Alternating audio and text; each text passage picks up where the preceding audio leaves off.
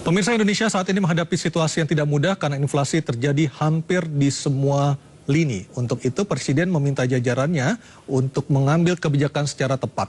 Presiden pun berharap para bawahannya harus memiliki sense of crisis dalam menghadapi kesulitan-kesulitan yang dihadapi masyarakat. Dan kini kita akan membahas lebih jauh bersama Mas Agus Pambagio, pakar kebijakan publik melalui sambungan telepon, dan juga melalui sambungan Zoom ada Direktur Eksekutif Parameter Politik Indonesia, Mas Adi Praitno, dan juga Wasekjen DPP Partai Demokrat, Bang Jansen Sitindaun. Selamat malam, Bapak-Bapak. Malam. Selamat malam, Mas Aryo. Baik, saya ke Bang Jansen dulu ya, sebagai partai yang ada di luar pemerintah mungkin akan lebih objektif melihat apa yang disampaikan Presiden siang tadi sebelum rapat kabinet.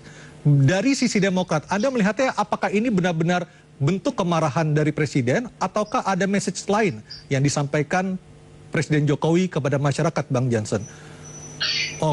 Ya, silakan Bang Jansen. Ya, pertama begini ya, ini kan rapat kabinet ya, Mas Aryo ya. Iya, betul Bang. Jadi rapat kabinet itu bukan forum ya di mana Presiden menyampaikan keluhan rakyat kepada menterinya. Tetapi itu adalah forum mengevaluasi pekerjaan menteri, begitu. Artinya menurut Bang Jansen tidak tepat Presiden menggunakan forum sidang kabinet untuk melontarkan unek-uneknya terhadap kinerja bawahannya seperti itu? Iya, langsung eksekusi saja. Memang kebijakan bawahannya itu tanpa sepengetahuan Presiden, begitu dia. Misalnya menaikkan BBM, itu kan via sidang kabinet itu. Itu dia. Jadi jangan kemudian Presidennya suci bersih di publik begitu, menterinya dalam tanda kutip jadi tumbal, kan begitu. Jadi seakan-akan nggak ada koordinasi saja pemerintahan ini, begitu dia. Jadi marah, geram, disentil itu. Tapi BBM-nya terus naik, minyak gorengnya terus langka begitu.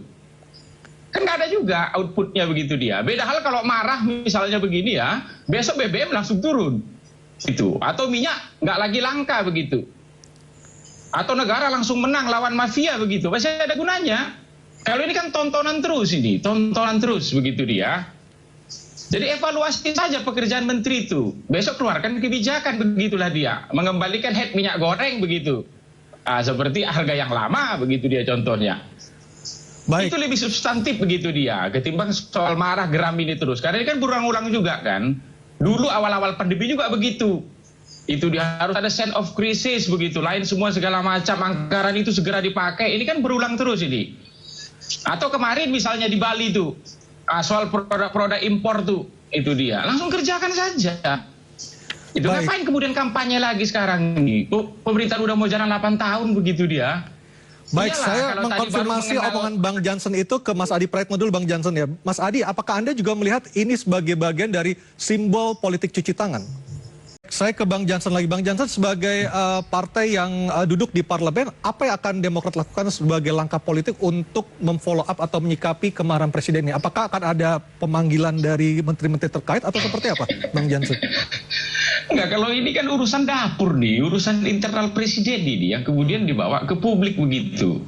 Jadi ini kan urusan Presiden dengan menteri-menterinya ini, sama seperti kita dengan anak kita begitu. Masa di depan balai RW kita marah-marahi anak kita? Kamu bodoh begitu, nggak juara di kelas, itu lain semua segala macam. Itu dia. Ini kan sama aja berarti kan. Pertama tuh kalau kita ingin melihat ya, berarti saya ini sedang menimpakan kegagalan saya ke anak saya. Presiden menimpakan kegagalan pemerintahnya ini kepada menterinya. Atau kalau tidak pencitraan belaka, karena outputnya nggak ada. Beda tadi kalau marah-marah, ya langsung turun semua ini barang-barang begitu. Senang juga kita menghadapi di bulan Ramadan ini, tepuk tangan kita. Ini baru benar itu. Marah langsung turun harga. Itu dia. Marah langsung murah semuanya, sedap kalau itu dia. Ini kan nggak ada juga nih. Jangan menterinya juga pulang ke rumah, santai aja nih, nggak ada juga kebijakannya besok apa-apa. Sama seperti yang lalu-lalu begitu. Baik. Atau jangan-jangan menteri-menteri ini udah nggak takut dimarahi juga, karena udah sering. Ya, artinya persepsi-persepsi itu yang menjadi liar di mata masyarakat karena tidak ada kebijakan yang... Itu lebih baik nggak marah-marah kita, semua turun begitu, semua jadi beres. Baik. Itu dia. Jadi kita tunggu besok outputnya, itu dia. Itu makanya diskusi dimensi nus ini menjadi penting. Nah, kalau besok nggak ada outputnya apa-apa begitu, ya berarti itu marah-marah yang sekedar menimpakan. Mas Adi Praitno, kalau kita melihat dari pemilihan